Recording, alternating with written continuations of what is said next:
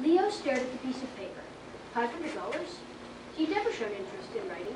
The teacher thought he'd be interested in a writing contest. Actually, he was. It sounded like fun. With a $500 prize, he could get to France and back. Oh yes, he was going to win. The Oak Leaf Writing Project. Charlotte mouthed the words. Project. She'd never had a real project in her life. $500? Her whole family could go see John in the hospital. Oh yes, she was going to win. $500? Sweet! Ian stared at the piece of paper. A writing contest? He could cheat the judges somehow. 10 weeks? Easy. $500? He could get a new Xbox and Ninja Zombies 5000 with some to spare. Oh yes, he was going to crush the competition. That wasn't 5 minutes, buddy. That was like 45 seconds. You get to. Oh, you know what I'll do? I'll give you like I'll wave my fingers in your general direction when you know you should be winding down. Okay. Week 2. Charlie raced up the corridors, dodging past the screaming people. He burst through the door and saw the dragon. 50 feet long, its shiny green-brown scales glittering in the sunlight, its horns protruding out of its head like cat's ears. People scattered as the dragon reared its ugly head, opened its mouth, and dang! Charlotte's pencil snapped. That wouldn't keep happening if you were typing on a computer, Charlotte's mom said, straightening her glasses as she passed Charlotte's room, carrying a basket of clothes. No one's on there now. You can get on, and do you have any whites that need washing?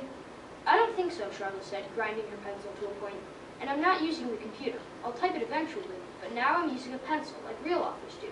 Real authors use computers, her mother said, but I don't want to argue, Charlotte. Whatever. Charlotte knew why her mother didn't want to argue. She was thinking about her brother, John. She sat back down at her desk, wishing she could think of some words of comfort thing, but her mind was blank. He's going to be okay, right? Charlotte hoped she hadn't sounded too desperate, but she had been wondering too. They don't know. The people at the hospital are doing everything they can. When can we go and see him? Her mother sighed. Not for another year, unless... Charlotte knew her mom wouldn't want to put pressure on her, but winning the contest would mean they could visit John. Let out a burst of fire that engulfed the courtyard. Elijah, he screamed as he charged down the hill. The dragon was in town square, and Elijah was across from the palace. The guards had set up a phalanx about 20 feet away, locking shields to form a wall that Charlie ran up to. A guard shoved him back. Stay away, kid. It's dangerous here. But Elijah, Charlie said, pushing to get in.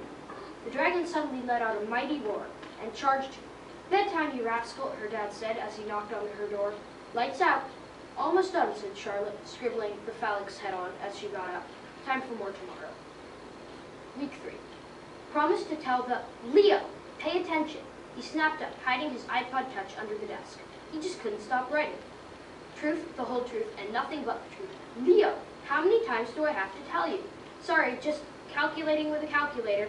That sounded extremely stupid, and Leo wished he hadn't said it. He had his reputation as the football captain to uphold. Were football captains supposed to pay attention in math? Was that cool? Mr. Spinelli said. Zan and the others in the courtroom watched intently as he spoke. I was dealing with some matters pertaining to the museum when I heard a disturbance in the main corridor of the exhibit hallway close to my office. I had heard the characteristic squeak of Mr. Holliday's shoe for 20 years, and this was not it. Yeah, it was me, Zan said. Please do not interrupt me. I was just getting to that, Mr. Spinelli said rudely. I hastened to my door and saw this boy, he gestured towards Zan, walking in the general direction of the painting. I did not know that it was Bill's son, so I assumed it was an intruder and followed. He passed behind this wall, he pointed at the column in the McAfee Museum. I heard footsteps, and the boy ran after them.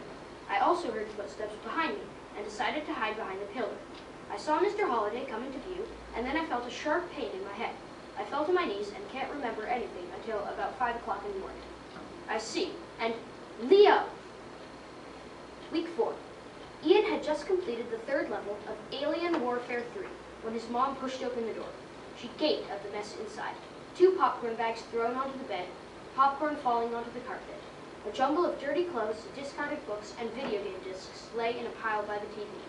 Aerosmith blared from the boombox at his feet. A giant mothership loomed on the television screen, and, reclining on beanbag chairs in the center of the room, Ian and Mike, controllers in hand, blasting aliens as though their lives depended on it. Ian, I said no video games until you had 600 words.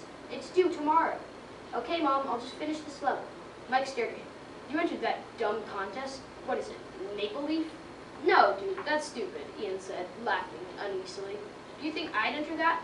No, that's for school, you know. Right. Mike blew him an alien.